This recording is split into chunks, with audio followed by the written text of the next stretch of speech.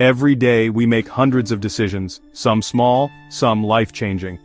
What if you could master the art of choosing right every single time?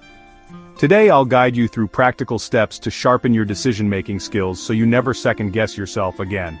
The first step is to define the decision as clearly as possible. What's at stake? What options do you truly have? Write down the outcomes you want and the risks involved. Getting clarity here sets a strong foundation and prevents confusion later. Good decisions come from good information. Take time to research your options and seek advice from trusted sources. Avoid information overload by focusing on what's most relevant to your goals. Remember, quality beats quantity. List the benefits and downsides of each option. Some things will weigh heavier than others. Assign importance based on your values. This visual balancing act helps make abstract choices more concrete and easier to compare. Ask yourself, how will this decision affect me next week, next year, or even 5 years from now? Sometimes a quick win isn't worth sacrificing long-term success.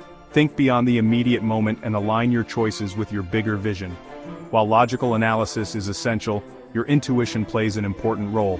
It's your brain processing information beyond conscious awareness.